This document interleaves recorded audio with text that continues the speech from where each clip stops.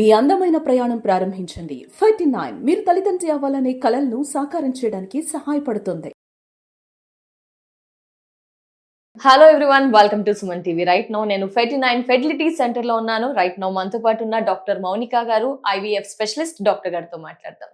Madam నమస్తే. Ma'am నమస్తే అండి. మేడం, వారికోసెల్ అసలు అంటే ఏంటి? మగవారిలో ఈ సమస్య ఉంటుంది అంటారు. దీని గురించి ఒకసారి క్లియర్ గా మాట్లాడుకుందాం మేడం. ఏంటి వారికోసెల్ ఎవరిలో ఎక్కువగా వస్తుంది? ఈ మధ్య కాలంలో ఎక్కువగా వస్తుందా? ఏ మిస్టేక్స్ వల్ల వస్తుంది? ఏంటి అసలు? సో ముందు అసలు ఈ వారికోసీల్ అంటే ఏంటంటే అండి, మగవాళ్ళలో బీజాలు ఉంటాయి, స్క్రోటల్ సాక్స్ అంటాం.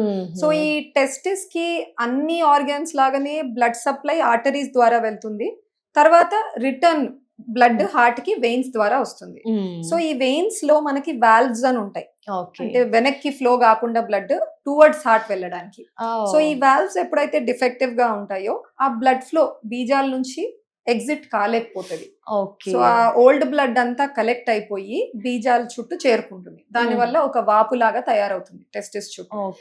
దాన్నే మనం వారికోసీల్. వాల్వ్స్ దగ్గర ఎందుకు బ్లాక్ అవుతూ ఉంటాయి? ఎందుకు ఆ ఛాన్సెస్? అది వాల్వ్స్ కి రీజన్స్ లేవు. మోస్ట్లీ వాల్వ్యులర్ ఇన్సఫిషియన్సీ అంటాం. వారికోస్ వెయిన్స్ లాగా ఇప్పుడు మనకు లెగ్స్ లో కూడా కొంతమందికి వెయిన్స్ చూస్తూ ఉంటాం. సేమ్ అదే ప్రాబ్లం ఏమో చాలా ఎక్కువగా నడవకపోవడం, నిలిచి కంటిన్యూ అలా రీజన్స్ ఉంటాయి. దీనికంటూ ఏం రీజన్స్? అంటే సేమ్, అంటే వాళ్ళకి పెయిన్ కంప్లైంట్స్ ఉంటాయి. బీజం దగ్గర పెయిన్ ఉండడం, డిస్కంఫర్ట్ ఉండడం, ఇవన్నీ కూడా ఎలా ఉంటాయి? వాపు వస్తుంది అక్కడ. వాళ్ళకు బాగా సివియర్ గ్రేడ్ ఉంటే వాపు ఉంటుంది, లేదా పెయిన్ ఉంటుంది, లేదా కొంతమందికి జస్ట్ డిస్కంఫర్ట్ ఉంటుంది, హెవీనెస్ లాగా. They will be feeling it. So అట్లా ఏమైనా సిమ్టమ్స్ ఉంటే డాక్టర్స్ ని అప్రోచ్ అవుతూ ఉంటారు. ఓకే, అంటే ఈ వారికోసిల్ వల్ల ఏంటి ఫర్దర్ గా ఎలాంటి ప్రాబ్లమ్స్ ని కూడా అందరు చూడాల్సి వస్తుంది? ఈ రేషియో అనేది ఈ మధ్య కాలంలో పర్సన్స్ లో ఎక్కువగా చూస్తున్నారా? బిఫోర్ నుంచి ఇలాగే కంటిన్యూ ఎక్కువగా ఉంది అంటే? వారికోసిల్ ఎప్పటి నుంచో ఉందండి. జనరల్ పాపులేషన్ లో యాక్చువల్ గా అందరికి మనం టెస్ట్ చేస్తే, స్కాన్స్ చేస్తే ఒక 15% వరకు అయితే కనబడుతూ ఉంటుంది వారికోసిల్ ఉంది అని చెప్పేసి.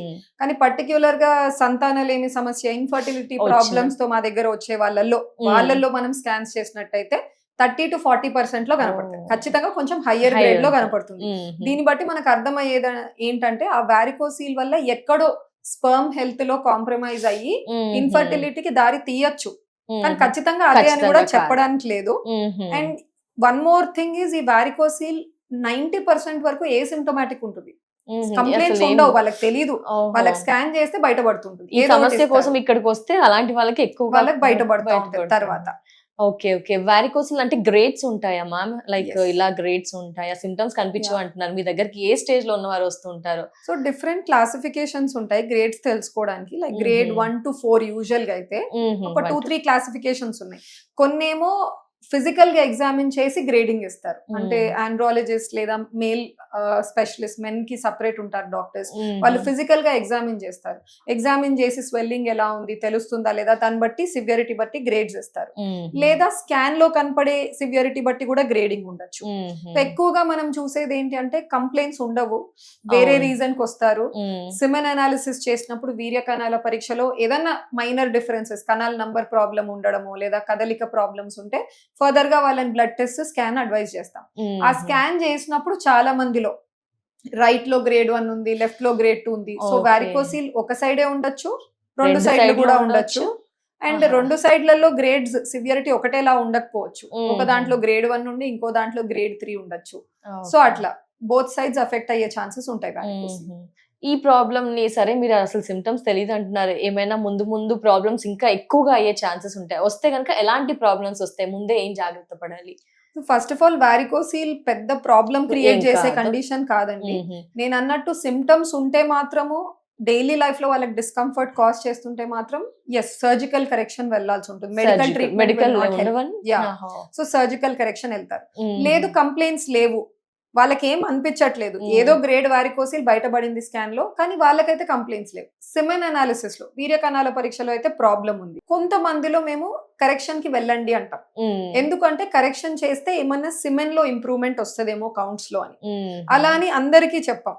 కొన్ని స్పెసిఫిక్ కేసెస్, పెళ్ళై తక్కువ టైం అవుతుంది, చిన్న ట్రీట్మెంట్స్ లోనే ఇంకా ట్రై చేస్తున్నారు, పెద్ద ట్రీట్మెంట్ కి వెళ్ళాలని అనుకోవట్లేదు. సో అలాంటప్పుడు natural remedies, life style changes అన్ని చెప్పిన తర్వాత కూడా ఇంప్రూవ్మెంట్ లేదు అంటే ఈ వారికోసిల్ ని కూడా కరెక్ట్ చేసుకొని వెయిట్ చేసి ఇంప్రూవ్మెంట్ ఏమన్నా వస్తుందా అని చెప్తాం.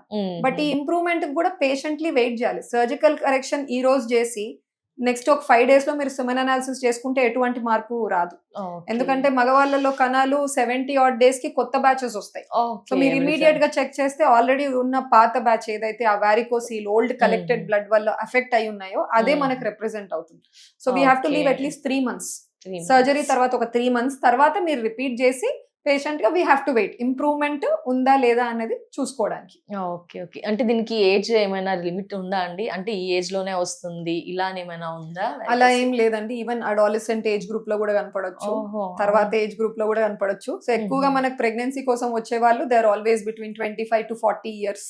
సో ఎక్కువగా ఈ ఏజ్ గ్రూప్ లో అయితే మనం 30 to 50% వరకు వారికోసిల్ ఏదో ఒక గ్రేడ్ లో అయితే చూస్తూ ఉన్నాం. ఓకే. వారికోసిల్ వల్ల ఈ సంతానోత్పత్తి కలగదువా? కలగకపోతే ఎంత శాతం అంటారు? ఇందాక చెప్పినట్టు కాస్తే ఉంటుందా? ఎక్కువగా సమస్యగా భావించవచ్చా ఈ వారికోసిల్ ని సో సంతానోత్పత్తి? Varicocele only one of the causes ఉండొచ్చు అండి, ఉండొచ్చు. బట్ అదే రీజన్ ఇన్ఫర్టిలిటీకి అనేది కాదు. ఏమీ లేదు. సో ఉండే భయపడే ఛాన్సెస్ ఉన్నాయా?